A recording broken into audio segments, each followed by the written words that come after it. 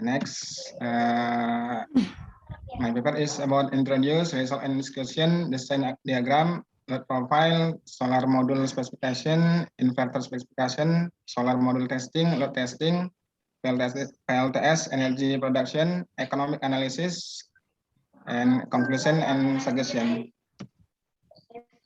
For introduce SDM project, the average growth of national electricity energy need to be around 6.9% per year because the current technological development policy is environmentally sound. The use of non-fossil energy must be increased immediately. Indonesia is starting to develop renewable energy by incorporating renewable energy element as much as 23% of the national electricity supply mix by 2025.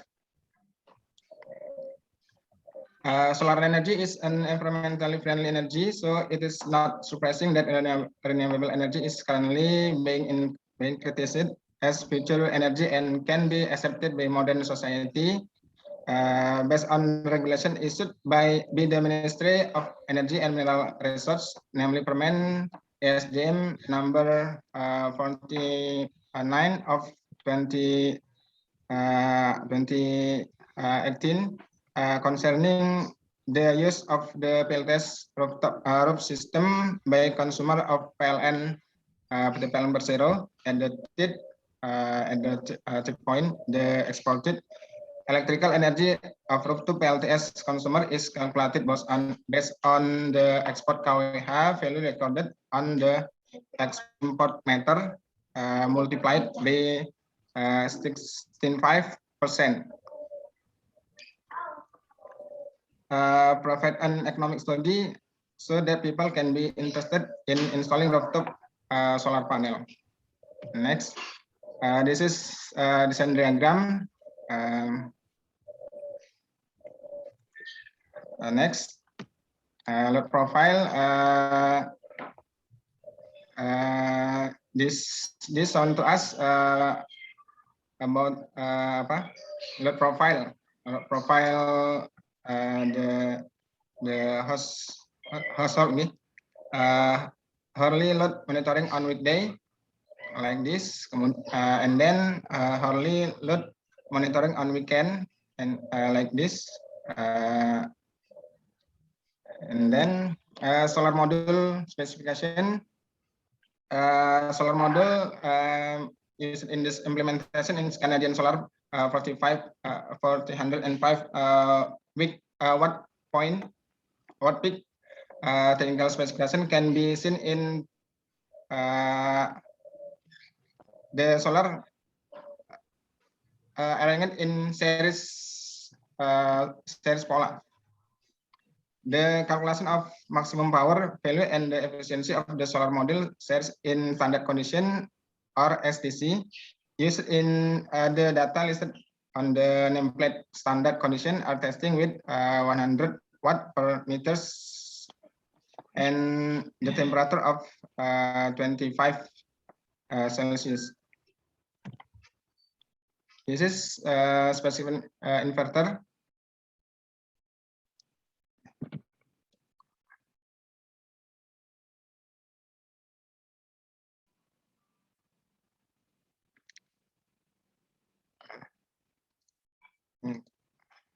Sorry.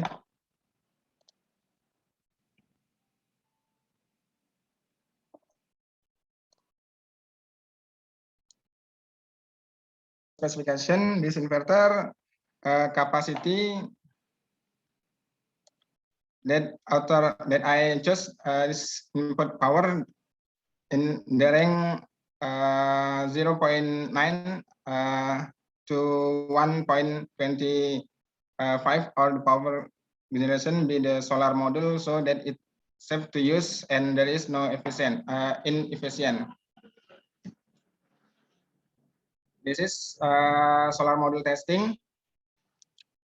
I make it for time to time.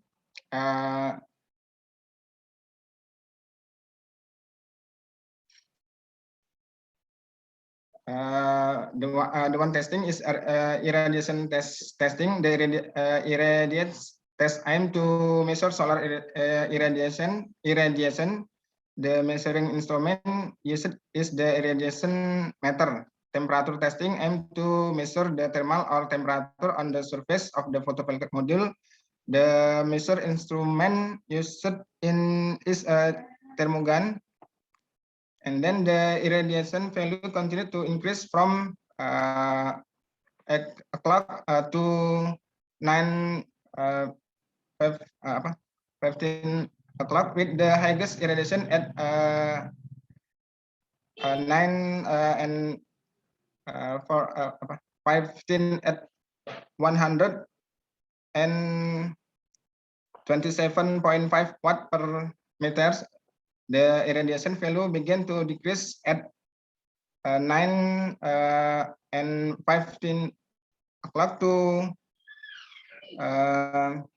16 and 50 o'clock with the lowest irradiation value at 16 or 5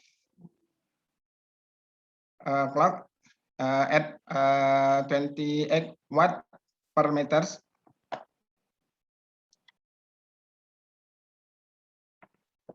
And then the input power, test input power like this in the formula is P in equal A multiplied A. In the table we can see about the result of testing. This is I make it for time to time and for edge panel V over current and E I short circuit current short circuit. And then testing for fill factor. I get the fill factor about this solar panel. Fill factor equal 0.7788. And then test maximum output power. I get it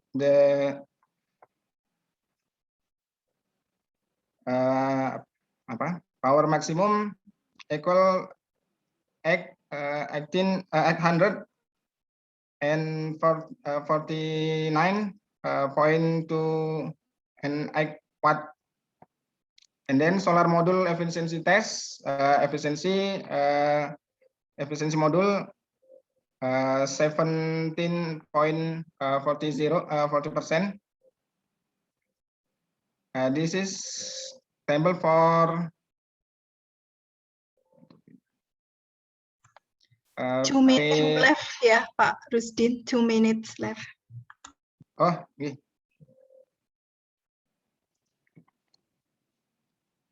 Inverter like this, efficiency inverter efficiency, and then PLTS electrical energy production like this. And PLTS electrical energy production, I made it power produced on weekday and power produced in weekend. Kemudian and then economic analysis, I make it for investment, the procurement of PLTS 17 billion. The cost that will be included in the calculation of PLTS procurement is investment cost, yearly maintenance, and the fees are the replacement of meter PLN. My and the consumer pay. According, I make it calculation of economical analysis. According to this table, I find the BAP break-even point 19.56 years, and payback period 19 years, which benefit cost ratio equal 1.05, and then conclusion. Based on this study, the installation of PLTS rooftop is still feasible to run. Okay, madam, thank you. This is my presentation. The suggestion I make it household load profile during the day is low, even though energy production is high, while at night the load is high, but there is no rooftop PLTS energy production. It is necessary to conduct a study on office or home industry customer where the electricity consumption is full load during the day. Okay, thank you. Yeah, thank you, Pak Rusdin, Mas Rusdin, from electrical engineering. Is it right? Yeah, Yes, ma'am. from electrical engineering. Okay, now we in question and answer. Maybe when or maybe there from a question from the participant. Any question from the participant? We have 9 persons in this room. Any question? Pak Rusdin, may I ask a question from me? You said that Yes. the higher what's not irradiation, yeah, you said irradiation happen on 9:15 PM. Is it right? I think the sun will give much energy on at noon, yeah, at maybe 12, but you said that you found that the peak for irradiation is on 9:15, yeah, 9:15. Is that right, Pak Rusdin? And why not at 12?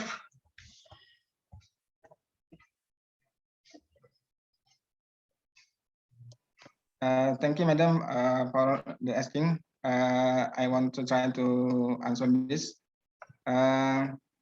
because irradiation it's about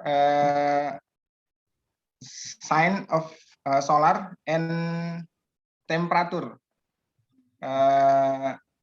So for temperature, if after afternoon, siang hari. This is the temperature is high, and then if morning day the temperature is slow, masih sini, so because temperature this is down the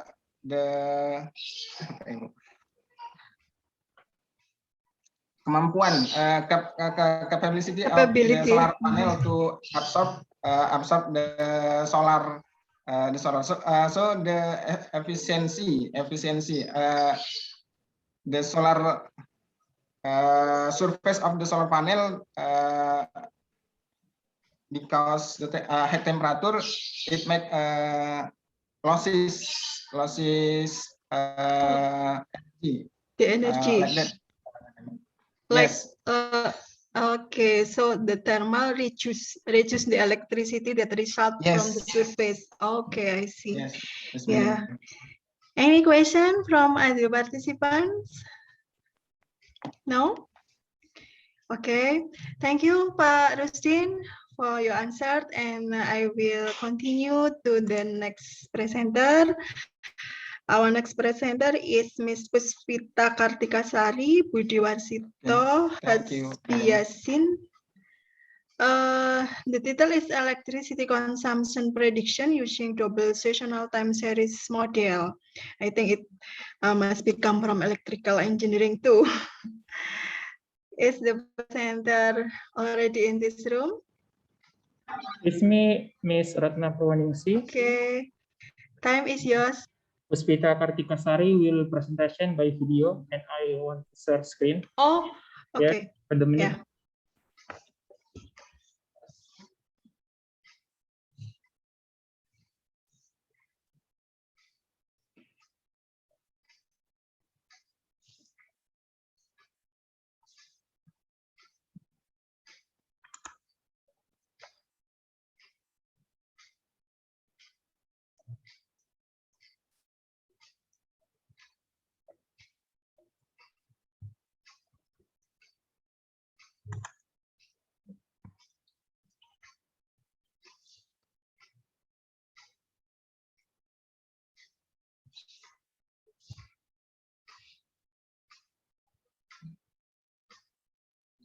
Thank you to the moderator for the opportunity given to me to present my article entitled Forecasting Double Seasonal Electricity Consumption with Debates Model.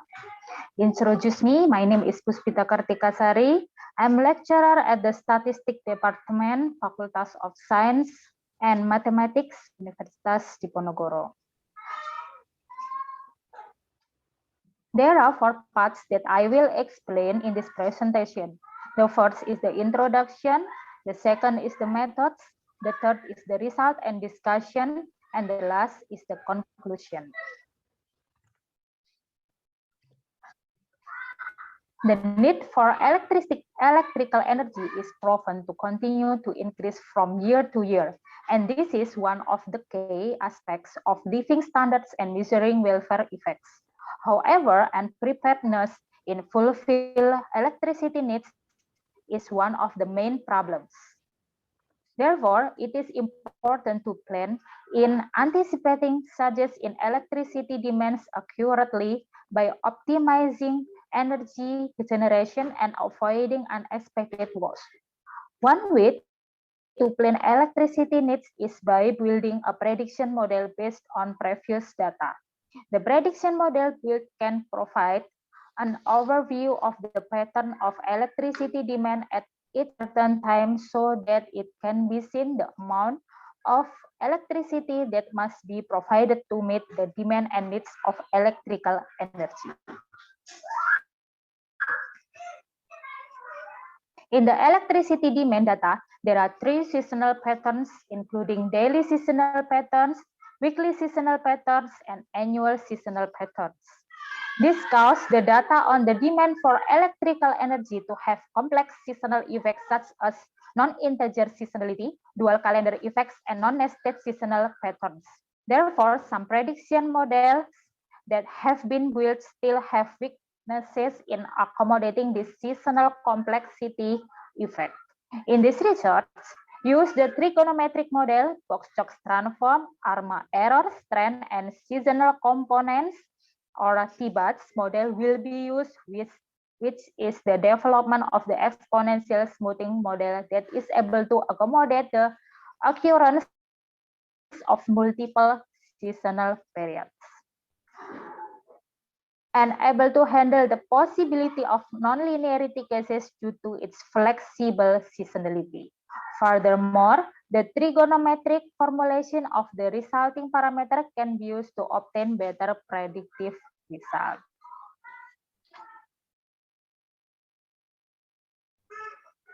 The study used daily electricity demand data in megawatt. The data is divided into 2 parts. In sample data for the process of forming and testing the model from 1 January 2015 to 30 November 2015, while the period 1 December 2015 to 31 December 2015 is odd sample data used for selecting the best model in forecasting. After that, identify the characteristic and determine the T-BATS model on the in-sample data of the electrical system load of to obtain the Tibbetts model. The steps of Tibbetts model is number one is analyze the characteristic of electrical energy requirements. Number two is establishing a flexibility seasonality Tibbetts model in sample data. Number three is make prediction based on the Tibbetts model, compare the predictions with sample data from the model that has been obtained and calculate the predicted RMSE and MAPE values and compare the models that have been formed, namely based on AIC values for in-sample data and RMSE and MAPE for out-sample data.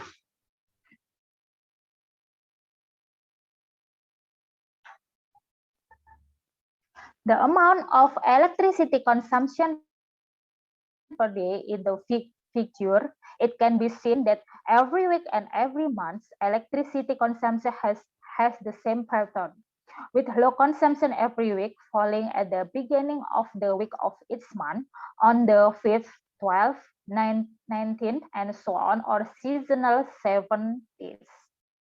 Meanwhile, for high consumption each month, it appears on the 36, 72, and 108, and so on, or seasonal 36 days. This indicates that the electricity demand has double seasonal characteristics, seasonal in weeks and months. The Tibbetts modeling was carried on without including the Eid al-Fitr holiday as a fixed seasonal effect. The resulting Tibbetts model of the electrical system load is Tibbetts 0.995, 0.947, 7.3, and 36.1. In this modeling, 0.995 is the magnitude of the Box-Cox transformation for the data in the model, and the result correlation is indicated by the ARMA 1.1. The value of 0.947 indicates the coefficient of the damping trend parameter in the model. Furthermore, 7.3 and 36.1 show the seasonal period of the number of harmonies for each seasonal period.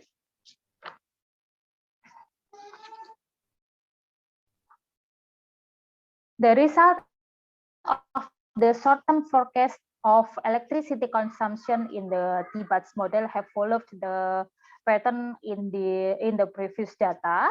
In addition, the upper and lower limits of the forecast don't have a small interval and are stacked again with a SMAP value of 8.13%, which indicates that the forecast results are good forecast results. This is because Tibbetts modeling use harmony specification in trigonometric seasonal model, which produce smooth forecast, so that the pattern of decrease or increase in the resulting forecast is not as big or shape as the pattern of decrease or increase in odd sample. In addition, the model has been able to predict seasonal patterns which are indicated by fluctuations every day and every week. However, the result of this forecast cannot show fluctuation in each month that occur at an interval of 1 year and cannot be produced in the forecasting, especially on Eid al-Fitr.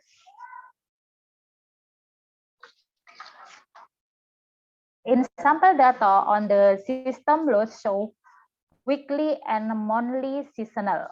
Tibbetts model pattern without including Eid al-Fitr as a seasonal effect also shows that Box-Cox transformation is needed based on a value of the order of 0.995. Residual correlation of the model was captured with the ARMA 1.1 model.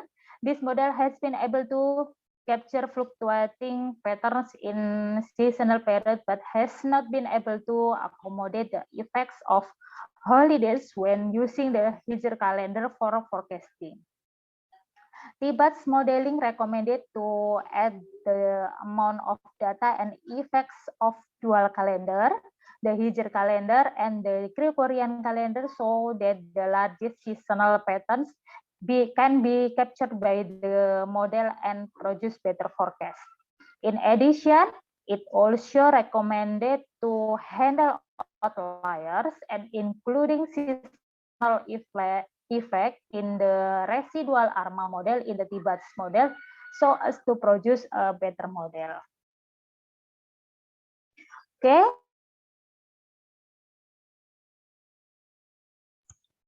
That's all, Mas Yono. Okay. Thank you, Ms. Puspita. But because Ms. Puspita is not in this room, there will be no question and answer session. And we move to the next presenter. Next presenter is Ms. Acu Putrianti with the title The Urgency Environment Special Courts to Enforce Environment Law. Yes. Yeah, you're already here, so time is yours. Okay. Thank you, Mrs. Moderator. Good afternoon, ladies and gentlemen. My name is Ayu Putrianti. I'm a lecturer of the Faculty of Law, Diponegoro University. For the share screen, could you please host to share my presentation, please?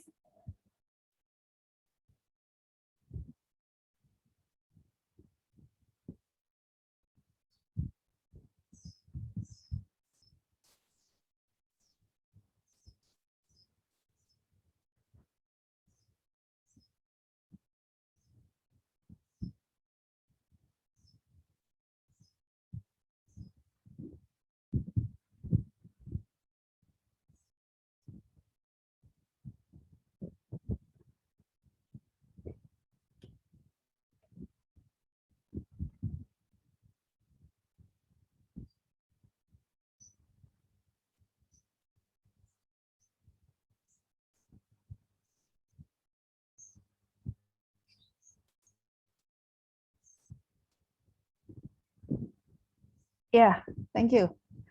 My presentation today with the title, The Urgency of Environment Special Court to Enforce Environmental Law. Next, please. The introduction is because, as stated by the Constitution, that Indonesia is obliged to provide a healthy environment for citizenship, regardless of the massive needs of infrastructure development. A development can be implemented based on sustainable development and environment insights.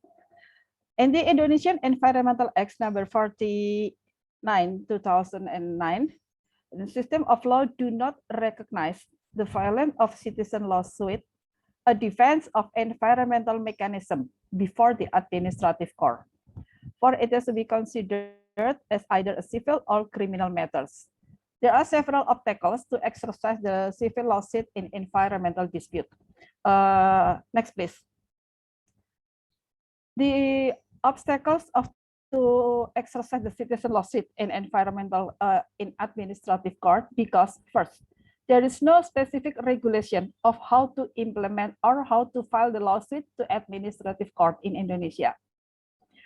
And the second is because it is not common for Indonesian people to make a citizen lawsuit in environmental law. Usually, people make a citizen lawsuit for environmental law, it goes to general court, not goes to administrative court. And the objective of my presentation is to propose ideas to establish environmental court as a special court with a developed administrative penal law to enforce the law.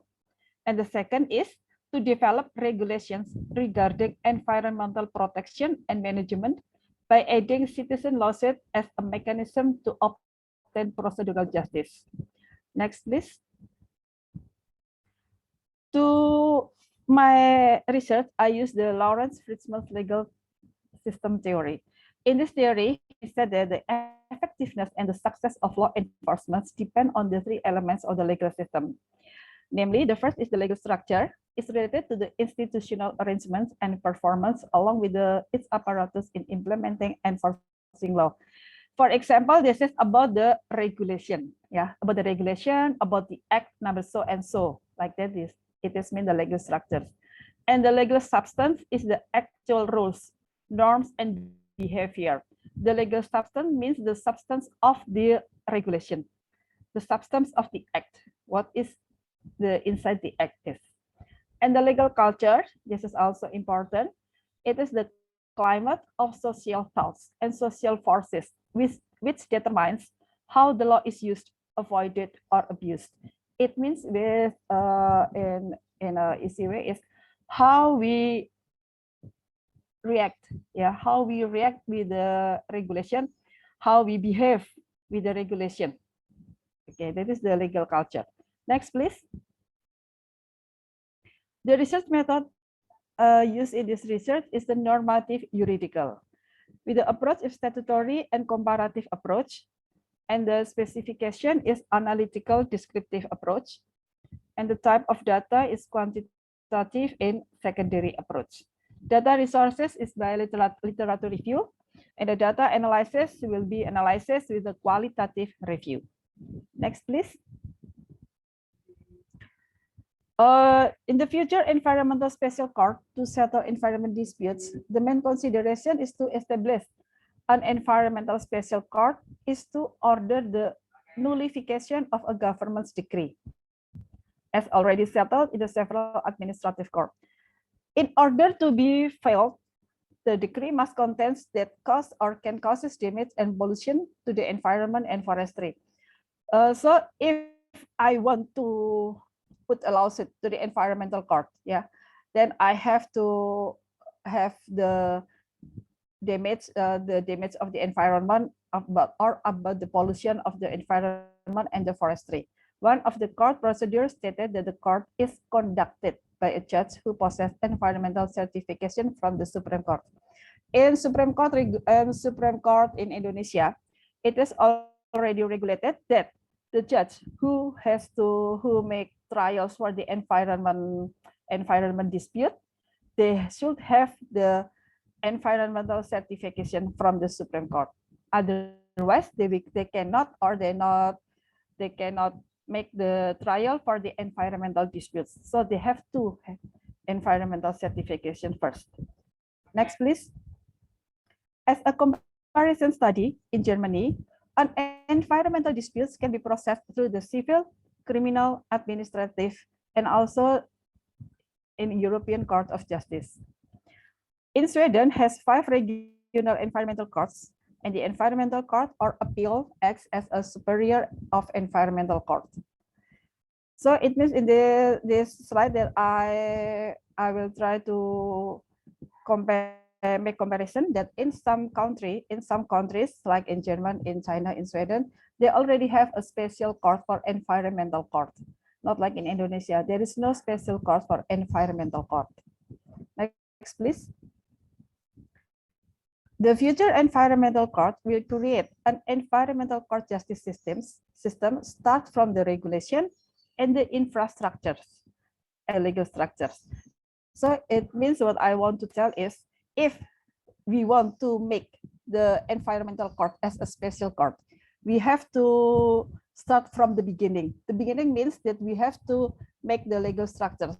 We have to prepare the regulation first. There should be the regulation first, and the second is what is inside the regulation. It is the legal substance. It is the legal substance. What is means with the environment disputes, and then how to law enforce about the environmental disputes, something like that. And also the legal culture. Legal culture, as I have told before, is about the people how to behave. How to behave to maintain the environmental. Next, please. And also, this is the obstacles of the court in Indonesia generally. Is the lack of legal obedience is impacting the environmental resources. There should be criminal penalty for those who refuses to obey the sentences ordered by the judge's verdicts.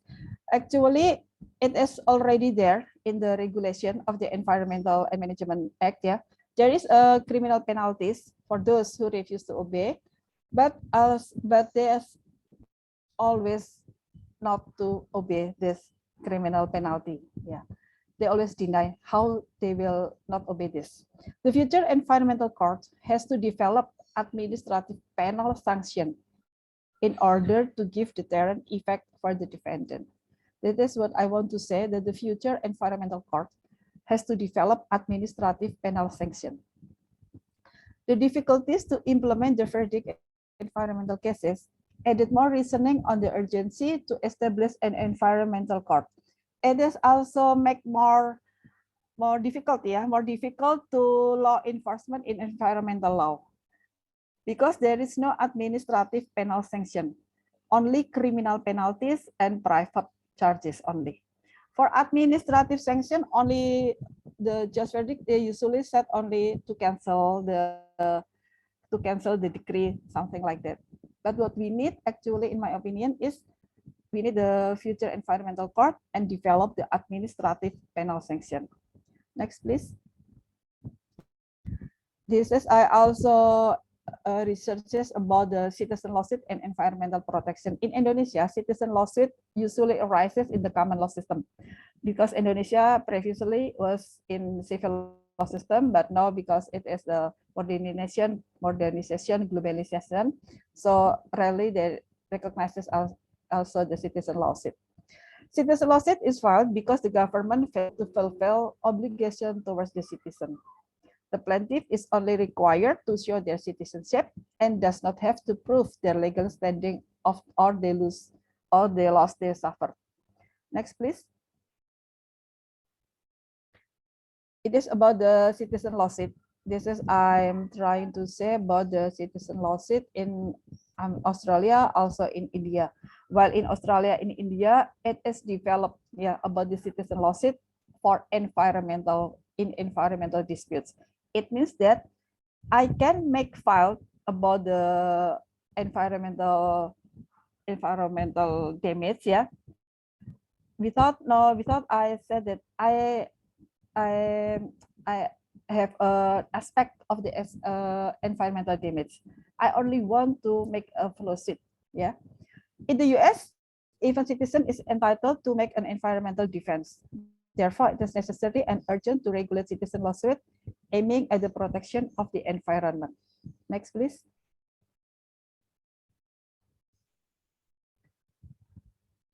It is necessary and urgent to regulate citizen lawsuit at the protection of the environment. Even though they earn their requested indemnity, the development still continues. The aforementioned about the Supreme Court regulation only regulates for indemnity caused by the development only. Citizen lawsuit is a method to control the legal action of the government. It is also in accordance with SDGs number 17 for access to justice for everyone.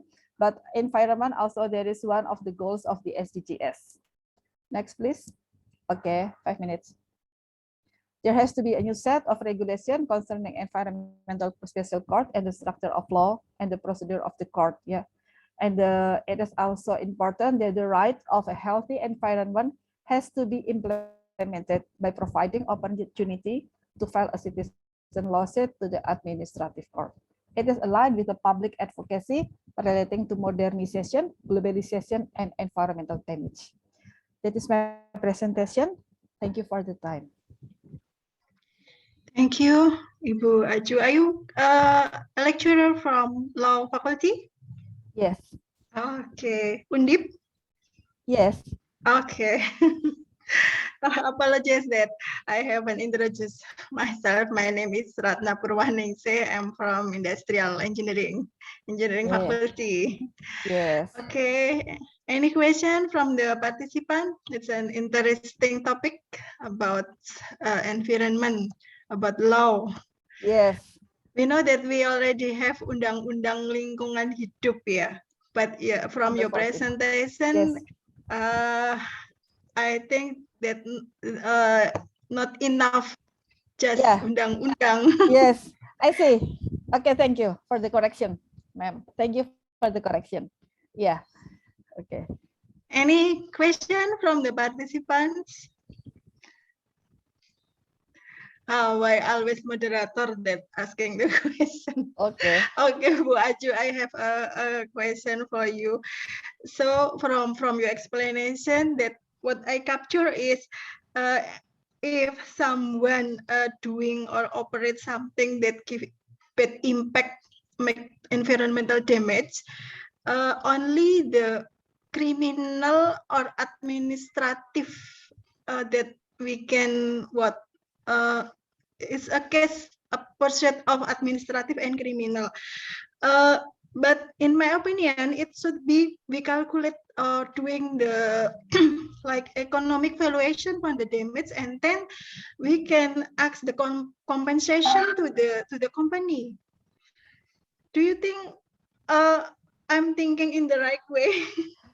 Yeah, Mrs. Ratna Purwaningsih, thank you for your question. I will try to ask. For if there is an environmental damage, yeah, the government already we can put the lawsuit to the general court. General courts we have divided into two between criminal, and also within private. There, if you ask about the damage of the environment and then cause economic value, then we can ask to the private law. We can still go to the general court, but it goes to the private law, not goes to the criminal law. That is the difference. So in the private law, then you can ask for the amount of money if there is environmental damage, cost so much money, some this rupiah, some this rupiah. Now we can ask to the private law in general court. But in criminal charges, it is different. You can go to jail, something like that is criminal charges. For administrative court, the administrative court only cancel the decree. The decree which gives the permission to the some company, something like that. So it has to be canceled. Okay, something like that, Mrs. Ratna. Okay, thank you. Thank you. Excuse me, Mrs. Ratna, may I leave the room since I have to join to the manuscript of the LBPM also? Oh, okay. Yeah. I already You can do that. to Professor Hadianto at 1 o'clock also. Nice to meet you, Ms. Aju. Okay, thank you. Have a nice day, everybody. Okay, we can continue with the next presenter, Siti Rahmawati. Bu Siti or Mbak Siti Rahmawati, Sorry, are you already in this room? For the next presentation, Miss Siti Rahmawati by video. Video, okay. Yeah, please, Mas Suntayo.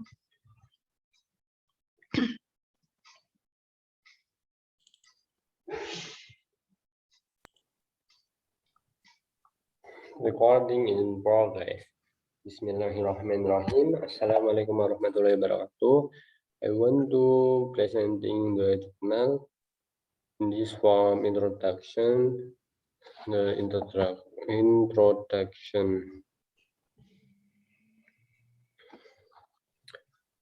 introduction. Mangrove is a common designation of a variety of tropical coastal community dominated by several species of typical trees or shrubs. Began 1992. Mangrove is an ecosystem located in the intertidal area, where in the region there is a strong interaction between seawater, creeks, and rivers. This interaction makes mangrove ecosystem have a high diversity in the form of flora and fauna. Dian et al. 2016. Banggi Lasem market mangrove area, which was rehabilitated in 1960, is one of the mangrove area in Java Island. that has good management. This is proven by the utilization of mangrove area in Banggi market as ecotourism object. Based on interview with management officer, the mangrove area of the Red Bridge has been visited by many local tourism as well as outside the area. Ecotourism is a form of tourism that is responsible for the sustainability of the area that is still natural, economically beneficial, and maintains cultural integrity for the local community. Finally, 2000. On the other hand, excessive utilization has caused mangrove ecosystem to suffer alarming damage. The threatens their sustainability. Mangrove ecosystem damage in Indonesia has been classified as severe enough. That is, has resort 68%. Saputra et al. 2009 in Niherul et al. 2013. Setiawan 2003 start that the problem that caused mangrove damage to Banggi market is the expansion of planting activities, felling of trees for various needs, reclamation and sedimentation of beach of well as environmental pollution, especially the amount of plastic waste. Next, the methods, the reserve with the object of mangrove area of the Red Bridge was conducted in October 2020.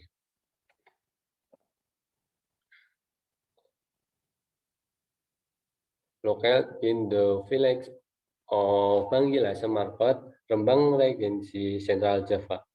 Resource method using descriptive resource. This resource data consists of primary data and secondary data. Primary data collecting is conduct through direct observation and interview to visitor respondent, local communities, and government or stakeholders. Secondary data is collected from various literature study, report, book, journal, research result, and other supporting data related to the research being conducted.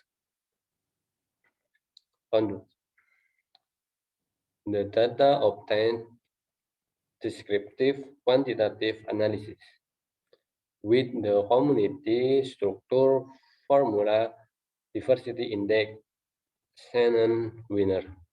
This formula is a description. H is Shannon winner diversity index. Ni is number of individual and N total number of individual. Next, the resource location map. Mangrove area of Red Bridge Bangilasa Market, Central Java is located at coordinates 54287E 9259485 S at the front point of the short entrance. And then 542880E and 9259577S in the middle of mangrove forest, and 54289E and 925672 as north side. Pasar Banggi, Rembang Pasar Banggi sub-district is one of the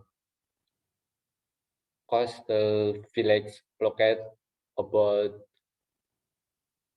11 kilometers from the capital of Rembang sub-district. Next,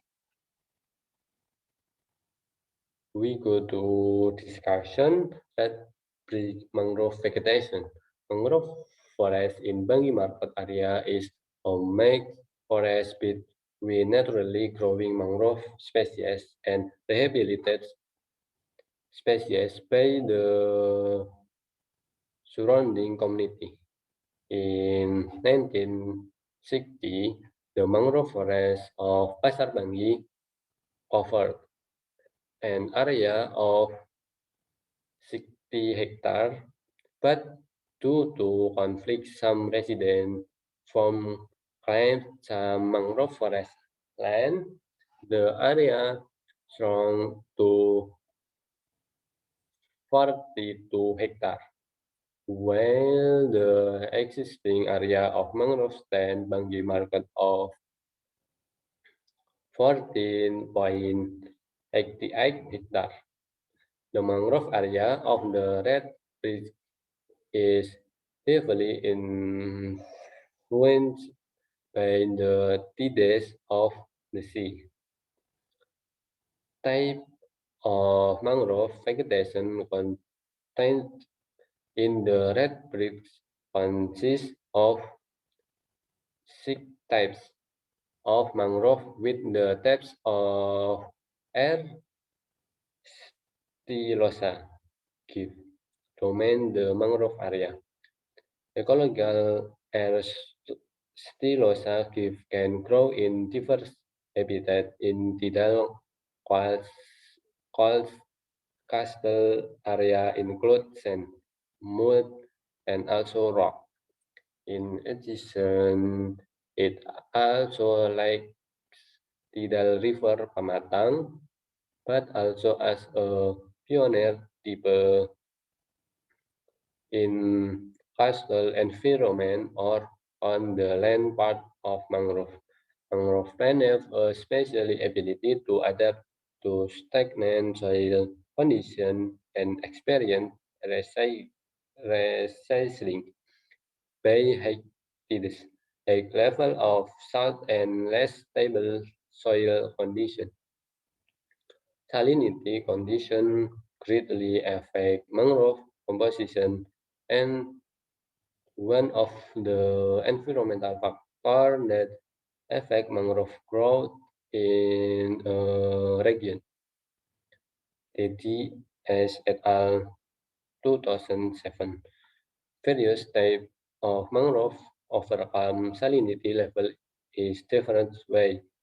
ICENIS is a genus that has the ability to tolerate a wide range of salinity compared of compared to other clans. These tables of 6 types of mangrove. Next, mangrove function for wildlife is used as a place to find food and shelter, and it is also used as a breeding ground. Wildlife habitat in mangrove are often found, such as fish, reptile, and aves. Based on table 2, there are 8 active for wildlife in the mangrove area of the Red Creek. where most have large numbers such as Crustacea, Mollusca, Papuroidea, Cripedia, and fishes, and so on. As for the type of Physalia, Physalis, and Ocutecinae, at the time of the study found to tell only.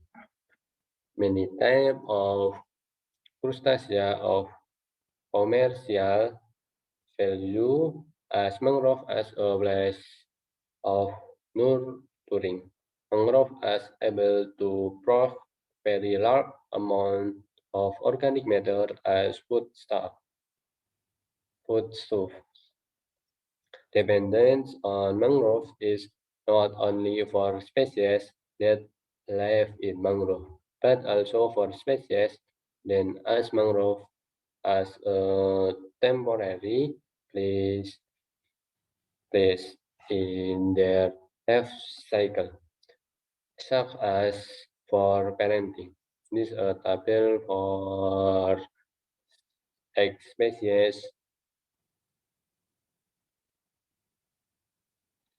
Next,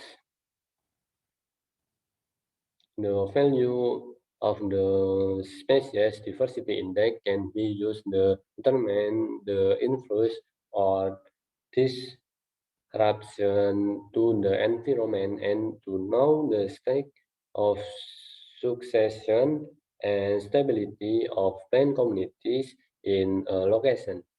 Autumn 1996. The mangrove area of Pasar Merah Redbridge has a diversity index with moderate criteria that show the ecosystem conditions are quite balanced and ecological pressure are moderate. Mahadiono 2001 start that the value of diversity of a community depends to the number of types and the number of individuals in the community. The diversity of communities type will be high if the community is organized by many types and no species dominates. When on the contrary, a community has a low value of species diversity. If the community is organized by few species and there is dominant species. And then conclusion, the diversity index in the mangrove area of Pasar Bangired with 16 species of mangrove vegetation and 9 species of mangrove with life where the value of the diversity index at 1.556 was included in the moderate criteria. Thank you.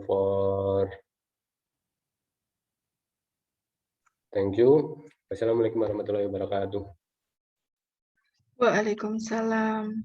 Yeah, I call Bu Siti Rahmawati, but it appears a gentleman.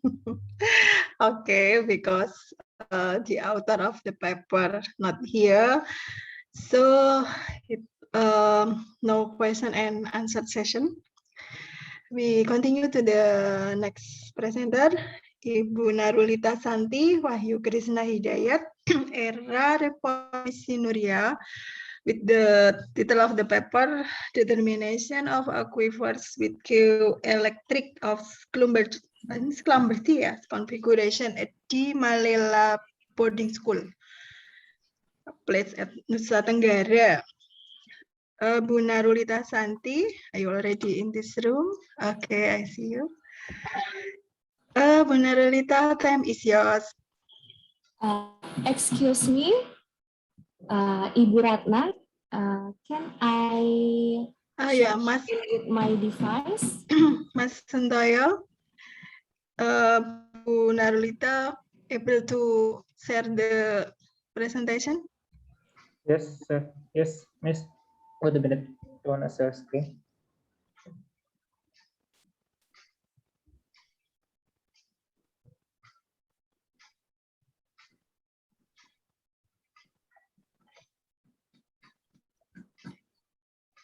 From QTC Engineering. What is QTC Engineering in English? QTC is still QTC? Or Geological. oh, geology. Geological, Okay, geological engineering. Okay. Yes.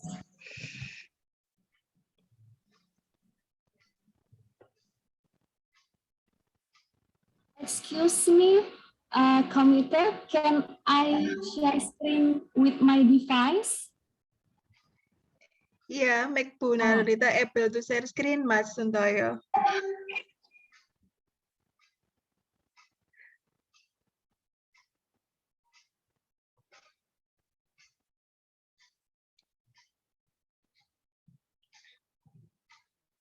Excuse me, Ibu Ratna, can you see my PowerPoint? Not yet, not yet. Uh, In process. The participant, have you seen the presentation? Not yet. I think it's a process.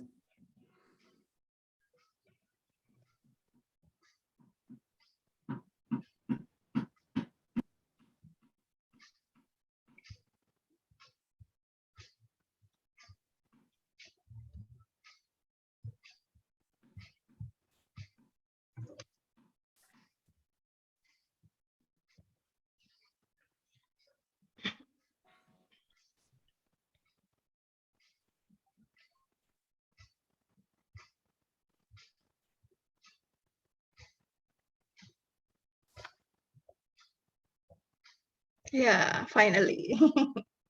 Yes, I see the presentation. Bu Narita, you can start your presentation.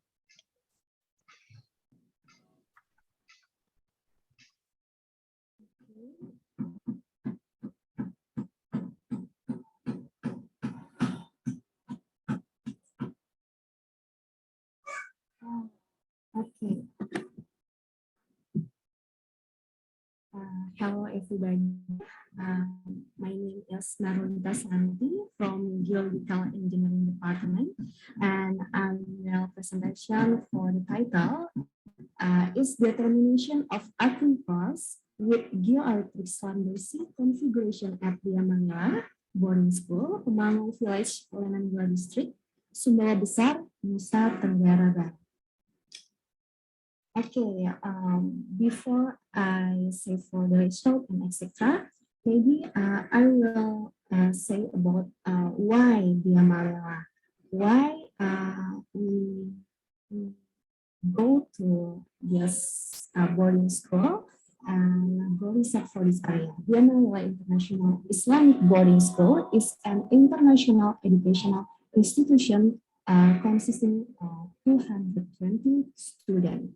Semua student, teacher at Temanggung Village, Lenangua, Sumbawa Besar, Nusa Tenggara Barat. A large amount of people there leads to high daily need for water. They need better water resources for running their life or construction project. The boarding school has only 4 wells, which are contradictory to its very necessity. And where dia Malila yang desa Temanggung, Lenangua Sumbawa Besar ya, Nusa Tenggara Barat. For the area is 9 hectares, which is the educational center of the Malila Model International Islamic Boarding School Foundation, which is the processing of being developed. And before we know for the background and the location, now how we can get the data. So in geological engineering, to get the water, we use two methods to know for the condition weather in this area. The first, we are working based on the field work, such as the outcrop description. We go to the field and go to see the outcrop and the lithology. And for this area, we get 10 step site, how to know the lithology, and we get the to know the morphological features in height area. Okay, and for the geological measurement at the points. For the second, we go to analysis to geoelectric for this analysis. After, for this analysis, we must to know for the resistivity data processing from the measurement result in the field, because before we go to the field and get the data, and after that, we go to analyze for the geoelectric analysis, which was the provisions corrected by Microsoft Excel and recalibration. Yes, because maybe we get the error for the situation. So we must calibration with the theoretical proof and the proof from input data, so the change in resistivity value. For this analysis, we have the depth and the thickness analysis. This analysis to see the depth and the thickness for the subsurface using software Progress 3.0. It will process the progression to produce the depth and the thickness of the subsurface data. This analysis was at 8 point, yes, 8 geoelectric measurement points. After know the thick and thickness, the second, the analysis aims to determine the subsurface rock by using the software, a rockwork software. This software is for further processing of the depth and the thickness value obtained from the progress. Then, to get the subsurface layer for the distribution, we get the parameter for the resistivity, for the break C rock, for the resistivity value 1100, yes. Then we have the break C, fossils, sandstones, tuff, and clay stone. After that, we get the result and the description. The first, after we go the field, we can, the area is composed the volcanic rock. Morphological for the hills with the lowest area is volcanic mountains landform on hill unit or the caldera ledge. The first, we get the alluvium deposit. Alluvium deposit is the topsoil for the layer for this area, and this deposit is encountered in a loose light gray with the size of the clay to the sandstone. For the second, we get the tuff. This size is very fine, like the size of clay. Yes, this is the lithology. It has the interval of resistivity values between 0 and 20 micrometer. In the location, it's found the tuff sandstone formation. Yes, and the third, we get the tuff sandstone. This lithology is almost 99% of this research area. The tuff sandstone has the resistivity range 20 until 100 meter. Yes, and for the original is the first state decay with the thickness varying between 50 and 100 meters. This one for the map, the lithology, we can say 19% is the tuff sandstone. Yes, this is the yellow area. If we go to the field and we get this one is the outcrop, yes, and we get the rock to know this is one is the tuff, and for the B is the tuff sandstone. We can get in field area. And about the point for the measurement for the sensitivity profile. This one for the point, this is for GL1, GL2, GL3, GL4, GL5, GL6, GL7, then GL8. Okay. And this one for the area, for the Diamalila, you can see the hill and the land shape. This is for the classification from the Fanzi Dam. We can say this land to hilly land shape. And from the Brahmantia and Bandung classification for the morphological area, the name is hills or caldera wall ridge from the contour. Yeah? And how about for the analysis of aquifer prospect area? So we have the 2 points for the prospect point. This is for GL1 and GL7. From the depth aquifer in 40 and the 114 meter, GL1 have the peak aquifer in 100. How about the lithology? The lithology is tufaceous sandstone. And for the second prospect point, we have the GL7 and the depth aquifer in 45 until 200 meter. And for the thick aquifer is 155. For the lithology is tufaceous sandstone, the same for the GL1. And we say this one if the prospect location for the drilling could be determined by the interpretation of the aquifer zone, considering the lithology, resistivity value, coordinate data, aquifer depth, and the thickness. And the figure 6 is the 3D model of the hydrostratigraphy cross-section. We get the result for the electric analysis. This is one for 3-dimensional visualization to get the picture of the distribution of aquifer. Yeah, this one for the aquifer. Yes, the result for the electric analysis and the lithological interpretation is 3-dimensional visualization to get this one. Okay. And for the conclusion, based on the research, they are to point to prospect aquifer occur in the location. They are on the west and the north. A prospect of the aquifer is leading north to south and east to the west. To sum up, the lithology of the tufaceous sandstone is the prospect aquifer. The aquifer is leading north to south is better to use in terms of environmental finding.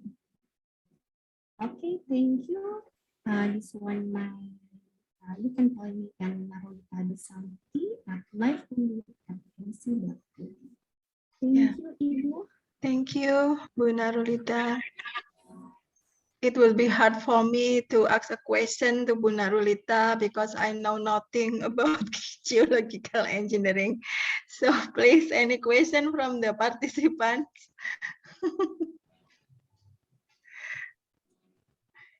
Any question from the participant? Bu Narolita, I don't know about aquifer. What is that?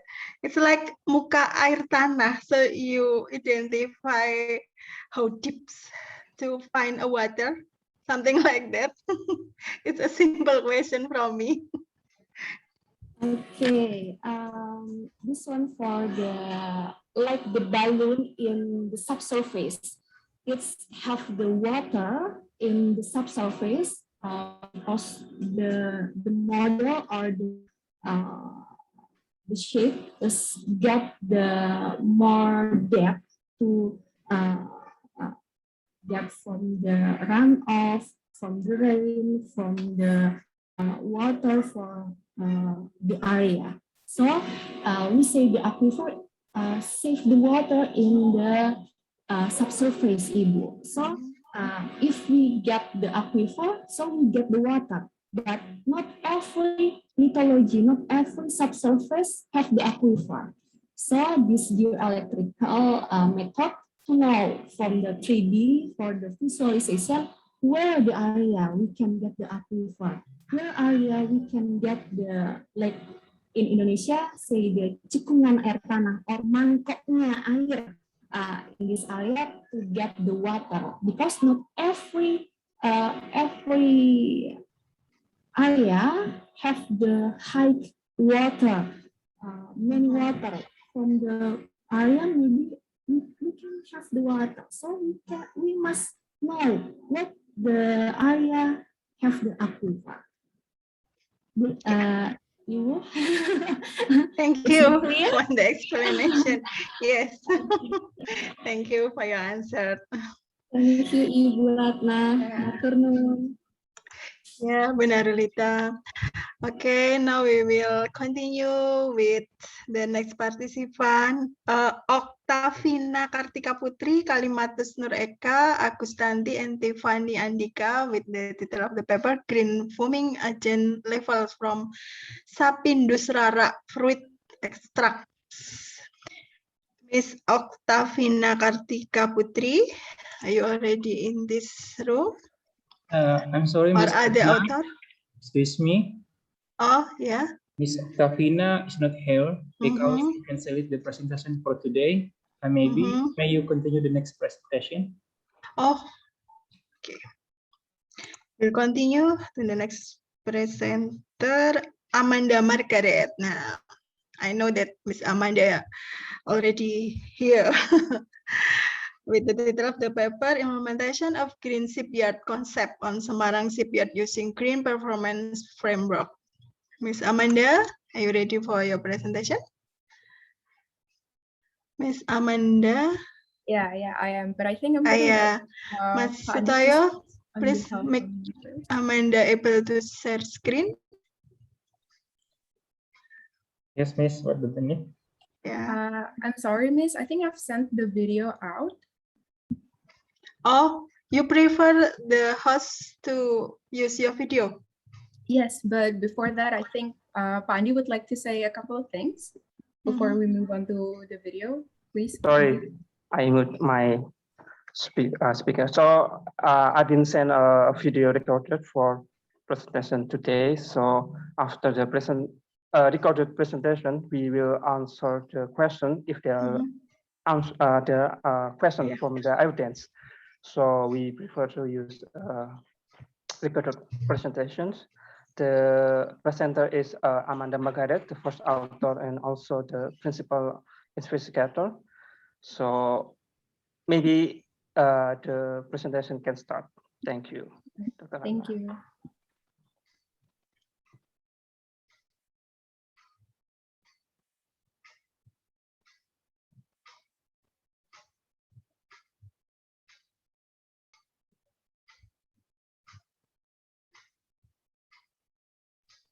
I'm sorry, maybe can.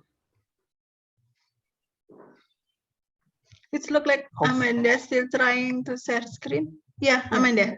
Yeah, I'm still trying. It's sorry. Maybe from the host. Share screen.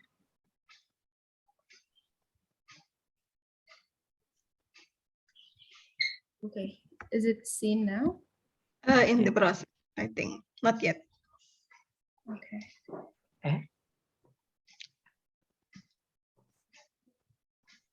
Amanda, you will make presentation? Yeah. Okay.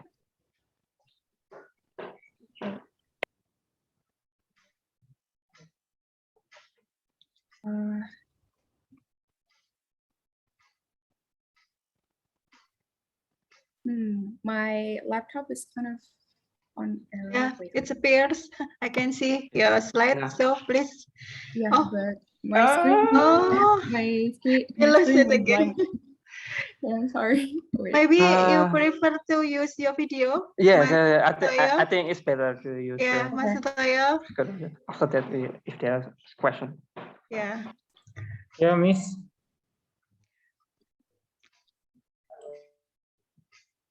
That's my recorded file. receive.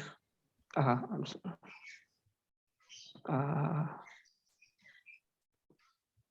I'm sorry, Santoyo. Can I share or you?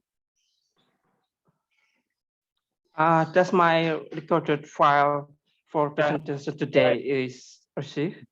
So I share your video? Yes, yes. Oh, yeah. Please.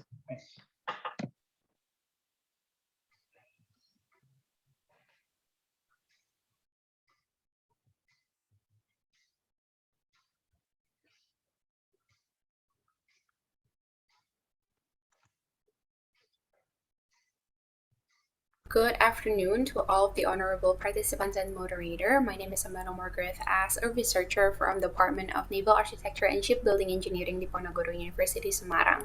In today's international conference, I would like to present to you a research entitled Implementation of the Green Shipyard Concept on Semarang Shipyard Using Green Performance Framework, which is a research done with my extensive lecturers in Semarang also.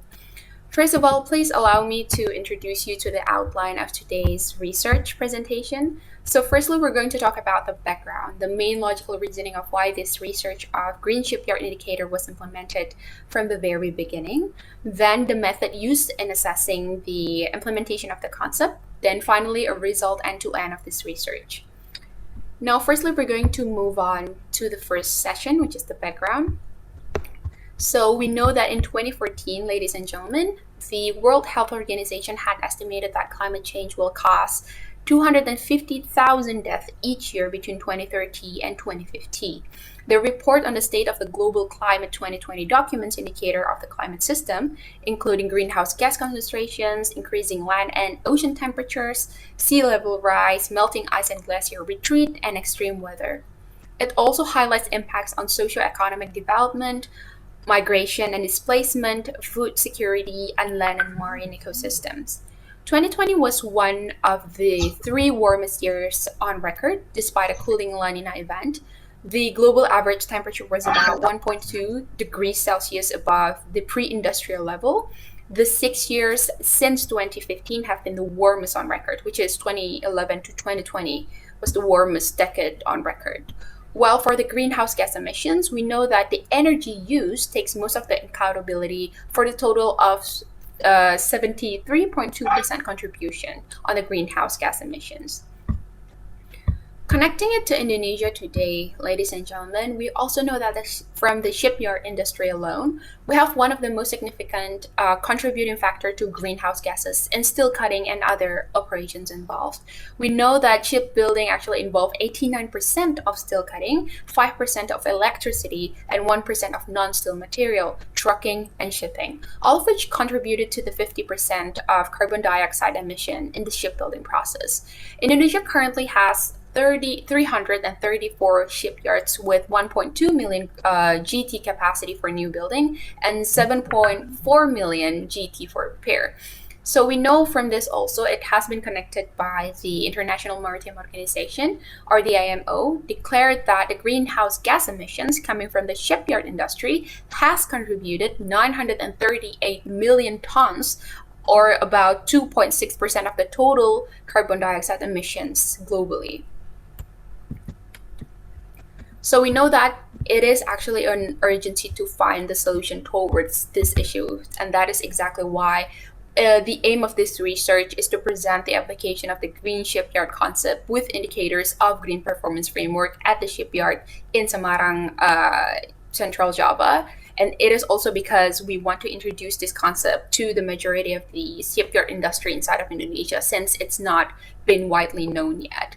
This research was done based on a few boundaries that are likely important. The first one is that the data used are the data from 2019 only. The research was done in one of the shipyards in Semarang, Central Java, Indonesia. And this research is not a study of effectivity of the indicator. Rather, it is actually a case study on the implementation of the indicator within the shipyard. Now we are firstly going to define what is green shipyard and how how is this concept is actually linked to the green performance framework and how it will further on be implemented inside of the shipyard, right? So we're going to speak upon the method first on how we implement this research. So we know that a green shipyard, a shipyard is considered green when the development, repair, or conversion of a ship using different processes and systems has an environmental impact for both energy use and pollution of null. While green performance framework is a framework with qualitative and quantitative indicators that presents the aspects that were spoken of, energy use and waste management, inside of the green shipyard itself. This framework of green performance framework was first initiated by Daniel I. Jansen from his thesis entitled The Development of Green Shipyard in Twente University, Netherlands. In GPF, only two things are contained, the energy use and waste management inside of the shipyard. Since operations of a shipyard can be distinguished into three types, which is repair, new building, and conversion, we believe that it is impossible to find a middle ground to equalize between one shipyard to another based on its operation. Hence, the indicator depicts only from energy usage and waste management point of view. GPF was standardized from ISO 14000 and 9000 on quality assessment and environmental management.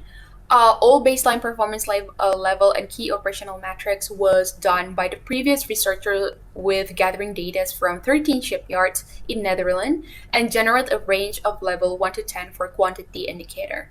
Whereas for the questionnaire, we are using the industrial environmental performance metrics with a formula stated in the slide, as you can see, where that would be a number of questions to determine the score of the shipyard in environmental performance qualitatively. So this is why we believe that green performance framework can actually also be implemented in Indonesia, because we need to actually start seeing the bigger picture internationally and how can we actually jump into the market inside of the international shipyard industry. Here are some examples of the green performance framework. The first one is the quantitative indicator that contains 10 levels determined by baseline performance and key operational metrics, on which 1 indicates low performance and 10 indicates high performance. And the second one is qualitative indicator that contains 5 levels determined by the previous one, ISO 14000 about the environmental management and 9000 about the quality assessment. Level 1 means initial level, the last level, which is level 5, means optimization. This research is done based on 6 stages end-to-end. We started on literature study, followed up by data collection and instrument validation, data analysis and field survey, direct interview and questionnaire answering with the Department of Human Safety, Environment, and Quality inside of the shipyard, finalization of the data, and then the conclusion. And now we're jumping into the result that we got from the research that we've done in one of the shipyard. So as we can see, there are 6 aspects graded in the quantitative indicator. Level 1 is, how I said before, indicates low or bad quality performance, and level 10 indicates high performance. From the result, we can see that energy use in the shipyard is considered efficient.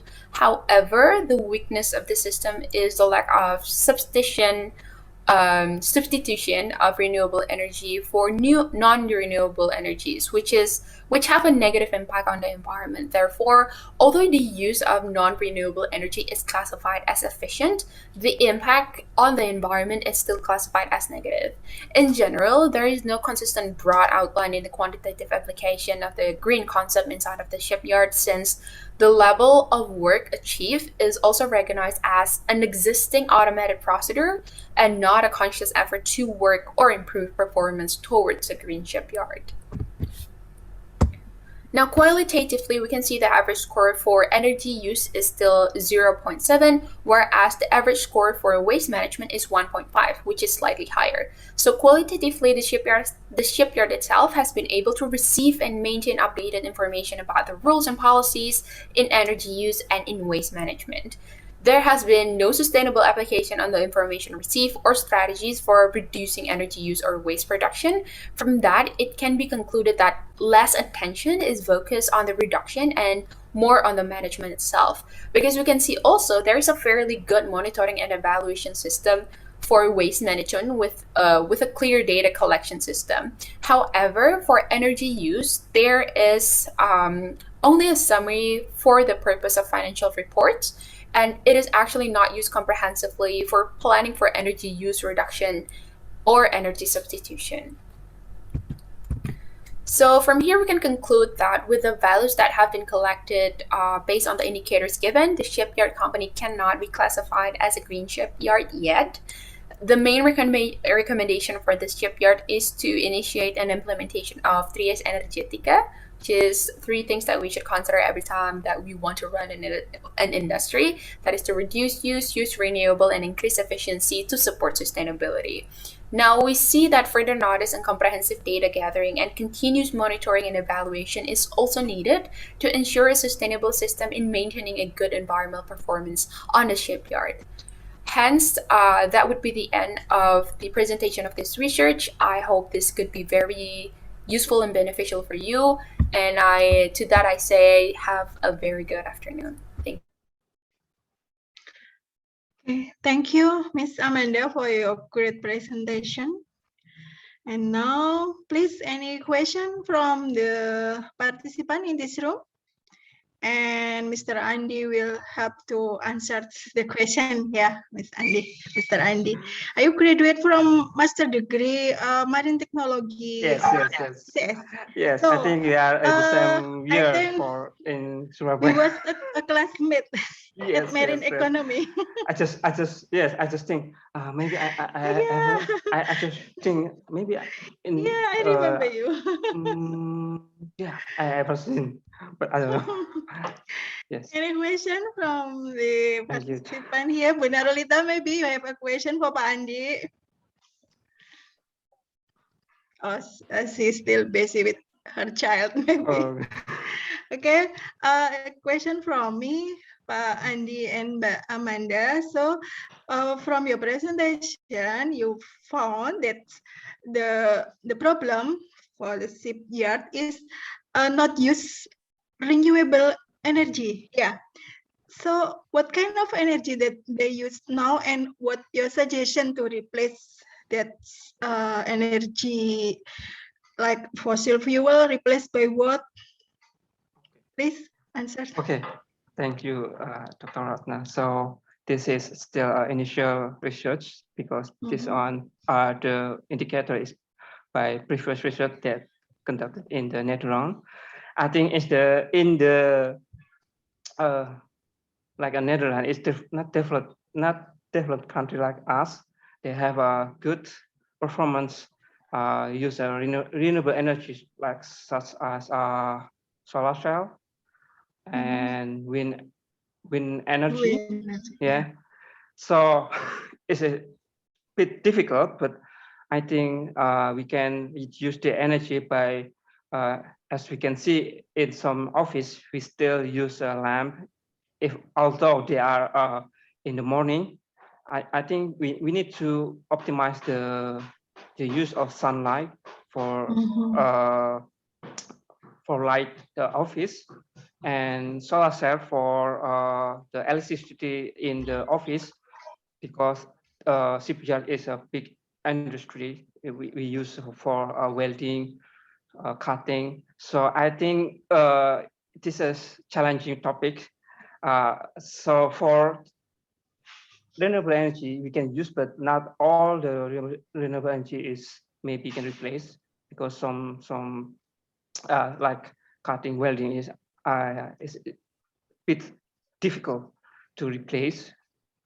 But some energy like electricity, we can replace this, and more renewable energy from solar cell or wind energy, because shipyard usually located in the shore.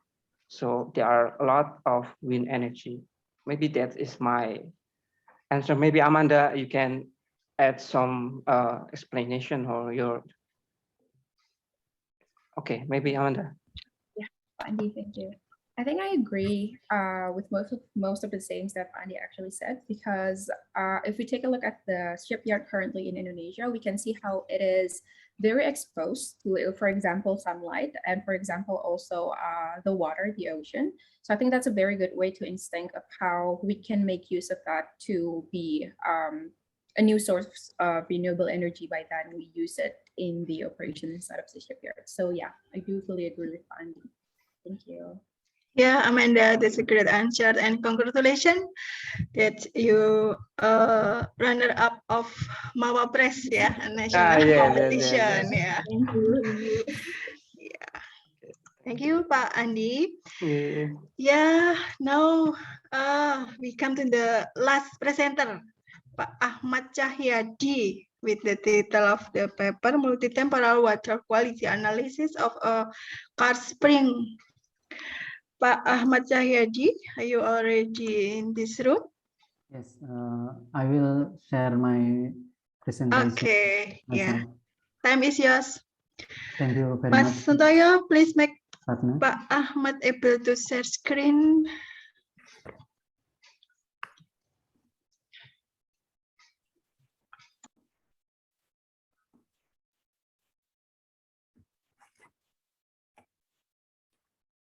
Okay, can you see my presentation?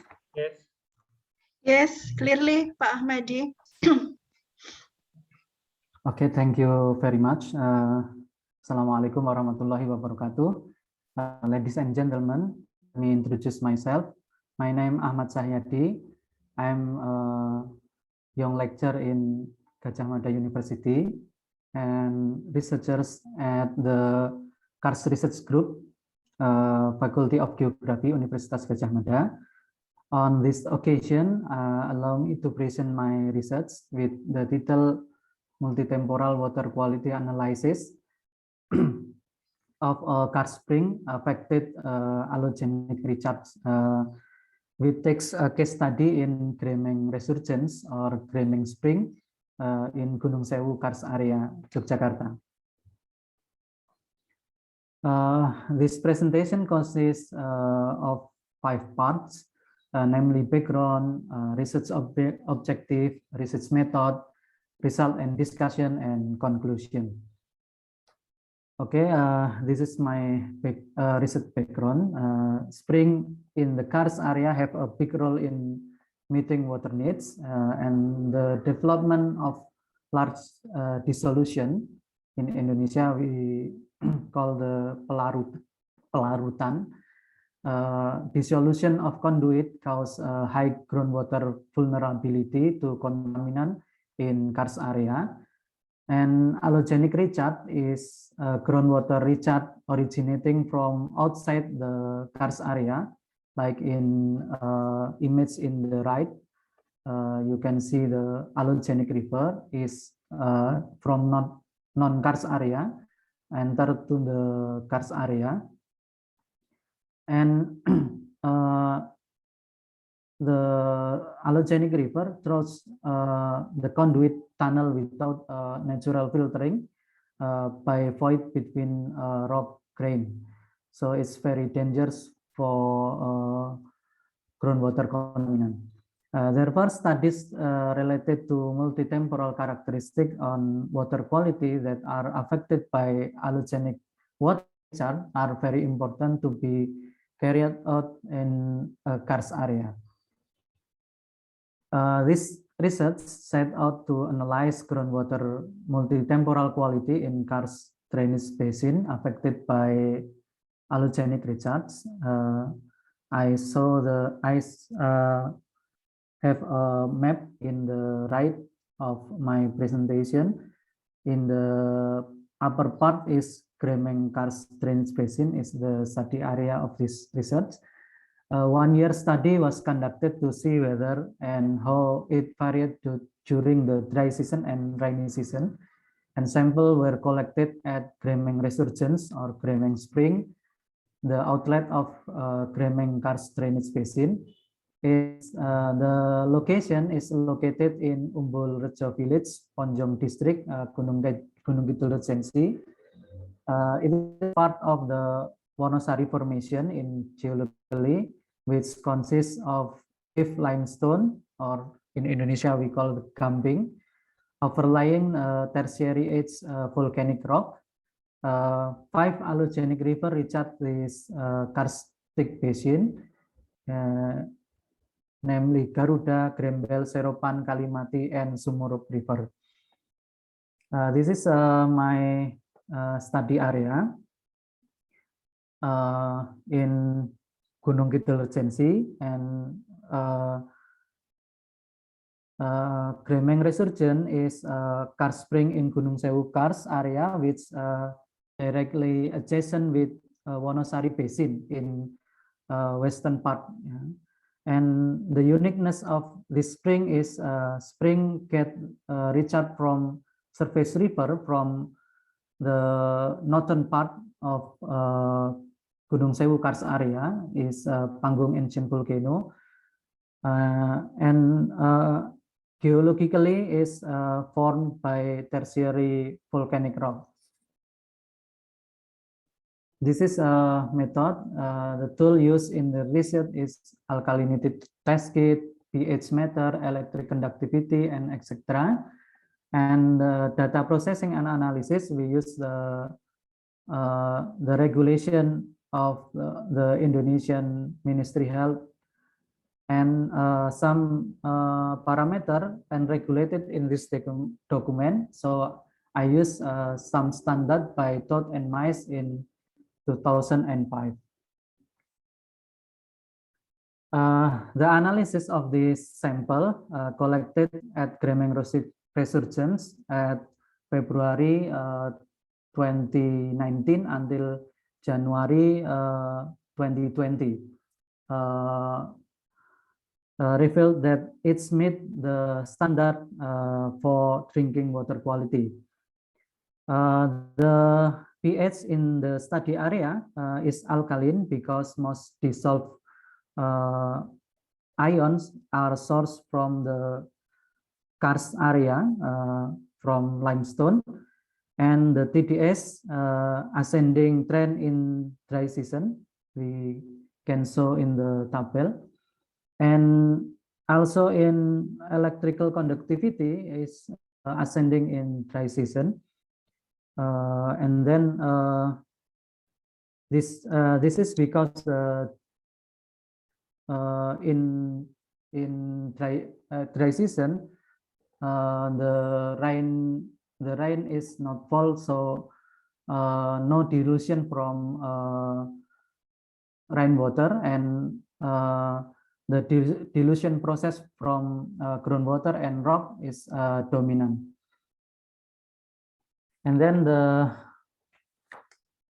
this is a paper diagram. Cation and anion concentration were plotted on a trilinear paper diagram, and subsequent analysis classified sample as an polluted and enrichment groundwater, calcium enrichment groundwater, and then the diamond shape part of the diagram, the plot of sodium chloride and calcium and magnesium ion, so that the sample collected in dry and rainy season are clustered in G area or unpolluted groundwater.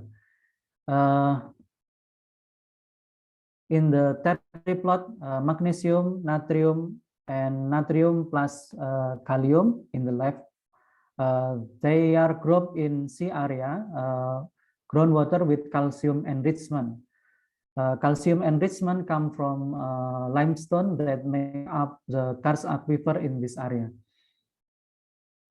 And in the right part of the diagram, we can see that the ternary plot of bicarbonate, chlorida, and sulfate indicate a cluster of all sample in both season in the D area or unpolluted groundwater. This is a rectangular paper plot diagram from Gremeng Resurgence. This diagram demonstrates that Gremeng resurgence has mainly average bicarbonate water. In most cases, this type is characterized by fresh water of good quality, and some samples have slightly different attribute and are therefore classified as type 1 or bicarbonate water. If we look at the many research before compared with average bicarbonate water is fresh water with good quality but better characteristic. And then this is my conclusion from my research. The multi-temporal analysis in this research has confirmed that the water quality at Gremeng Resurgence or Gremeng Spring meet the standard for drinking water. The trilinear paper show this site has unpolluted and calcium enrichment groundwater, and this rectangular stiff diagram classifies the water as average bicarbonate and bicarbonate. Although seasonal weather is known an influential factor of groundwater hydrochemical variation in the study area, it does not diminish its potability to the point where the quality standards are exceeded. Thank you very much. This is my presentation. Thank you, Ms. Ratna. Yeah, thank you, Pak Ahmad Cahyadi. It should be Bu Nurulita, ya. Ask your question. Any question from the audience for Pak Ahmad? Hello? Pak Ahmad, from your conclusion, can we say that it's safe to consume the water from that region without any water processing? No, it's just by standard, but if we used to the drinking water, we must process again. Okay, yeah. You said that the water rich of mineral, is it right? Yes. What kind of mineral? Calcium and bicarbonate, because the source rock is limestone. Okay, thank you, Pak Ahmad. And for all participants, you can see on the chat, the committee, Mas Sundoyo already shared the attendance list that you must fill. Have you filled that list? I think that's all for our room this day. All paper are already presented, 7 paper because 1 is unpresent. Thank you for your presentation. It's a great time to have you here. And I already filled the assessment that the committee asked me to assess your performance, your display, and also your presentation. Mas Suntoyo, that's all. Anything that you want to say to the participant? For our participant, maybe you can turn on the camera. Oh yeah, we have the photo session. Please turn on your video camera. Yes. If you want to join, please turn on the camera. Yeah. Wait a minute.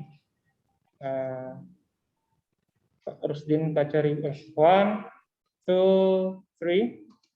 And the last 1, 2, 3. Thank you for the opportunity, special for Dr. Ratna from Ningsi. Thank you. Thank you. Yeah, have a great day and safe in good health. Thank you. Thank you. Assalamualaikum warahmatullahi wabarakatuh. Waalaikumsalam warahmatullahi wabarakatuh. Warahmatullahi wabarakatuh, Ibu Ratna.